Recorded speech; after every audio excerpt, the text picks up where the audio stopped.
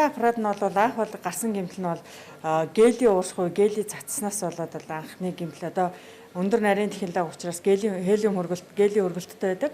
Тэгээ гелигээ цацаж уурснаас бол анх бол гэмтэл гараа зогссон.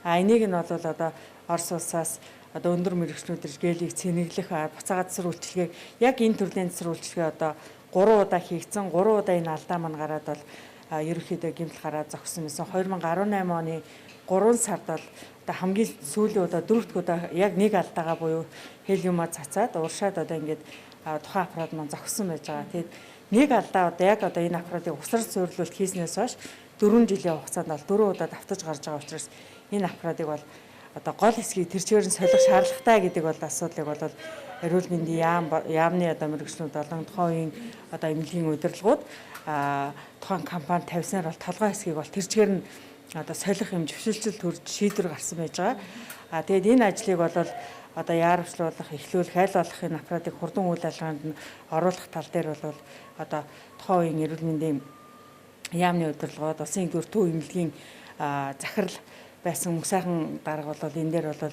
одоо яарвчилж ажиллаад энэ аппаратыг 2019 оноос ахуулаад засвар үйлчлэгийн ажлуудад бэлтгэлээс ахуулаад эхэлсэн байж байгаа. Тэгээд Амира аппаратны хамгийн гол цөм хэсэг нь бол энэ толгой хэсэг байж байгаа өөрөө.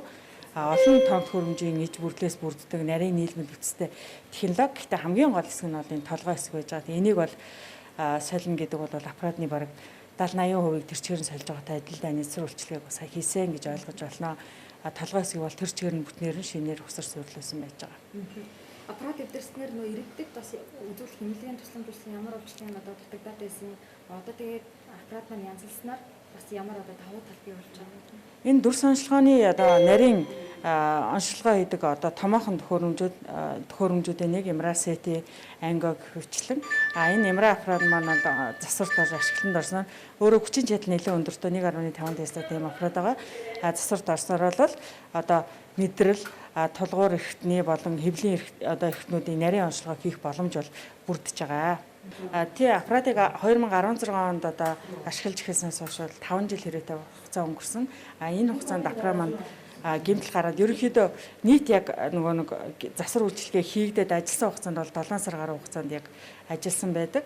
Тэгээд аппарат хамгийн сүүлд 2018 оны одоо 3 сард эвдрээ зогсноос хойш бол эрүүл мэндийн яамны удирдлагын баг бүрэлдэхүүн тухайн үеийн улсын 1-р төв эмнэлгийн захирал мөнх сайхан захирал нар бол одоо энэ тухайн одоо ханганы нийлүүлэгч компани мөн одоо төслийг одоо үйлдвэрлэгч компанид удаа одоо энэ асуудлуудыг тавьсны өвчнөд бол одоо толгой хэсгийг тэр чигээр нь солиулъя гэдэг бас солих одоо шийдвэр гарч тухай шийдвэрлэгдэж байсан.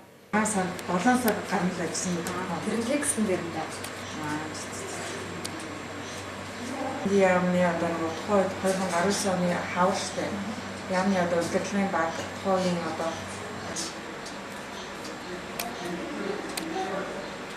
чи асуултаа тэгвэл нөгөө ингэж асуусан зүгээр. Монтаж чинь яг гол юмудаас би таны тэгээд эмнэлгийн дөрөв хэсэгдсэн мөн. Тэгээд яа. дараа ерөнхий инженер сүүжинтэй. Техник алдаа хэлбэл